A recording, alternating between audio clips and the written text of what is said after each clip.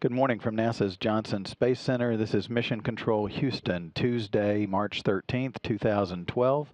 You're looking at the International Space Station Flight Control Room from the back of the room, looking over the shoulders of a team of flight controllers, each monitoring different systems aboard the International Space Station.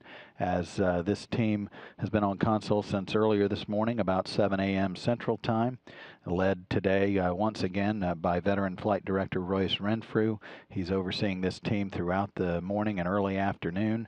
He's joined on console by Josh Matthew, who's serving as the spacecraft communicator, the Capcom for the team. He basically relays information from the team to the crew on board the International Space Station. That orbiting complex just about to move into an orbital sunset as it tracks off the southern tip of Madagascar, having made a swing across Central Africa just a little while ago.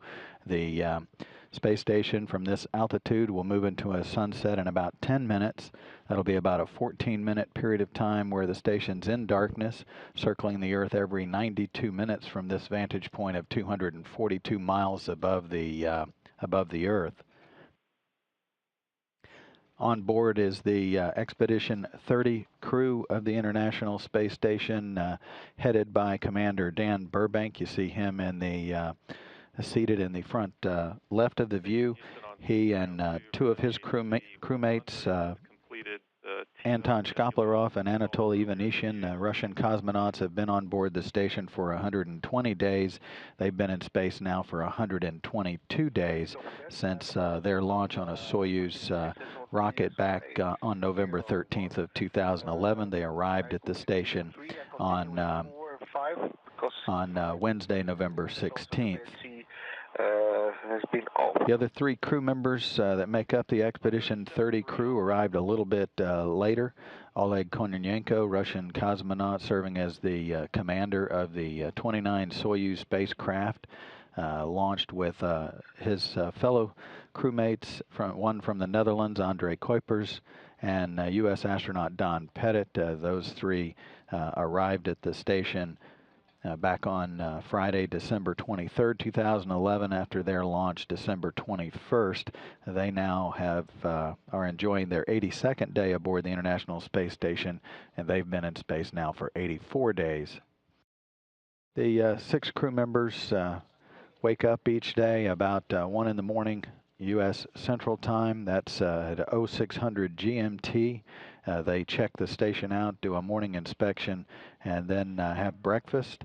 All of that between wake-up time and 2 a.m. After that, they head off and prepare for their workday based on their timeline, and then hold a daily planning conference with the teams on the ground. And then after that, they head off in different directions, and Dan Burbank has focused all of his attention pretty much for the day on working with the extravehicular mobility units, the EMUs or spacesuits in the space station's Quest airlock, swapping those suits out. And he's also doing a number of checkouts to ensure those suits are in good working order in the event that they are called into duty for any spacewalk that's required outside the space station by the crew members. Additionally, in the U.S. laboratory Destiny, astronaut Don Pettit has spent a good deal of his day working with the Robonaut humanoid in the U.S. Laboratory Destiny, and he's got more work to do throughout the day to run some additional tests with Robonaut, and that will include a handshake as part of the systems checkouts that are ongoing periodically with Robonaut 2. They're housed in the U.S. Laboratory Destiny. Additionally, maintenance activities ongoing with the environmental control and life support system on the station, and the Russian colleagues aboard the complex are working back in the Russian segment on experiments and maintenance activities as well, as life aboard the International Space Station continues for all six crew members that make up the Expedition 30 crew of the International Space Station.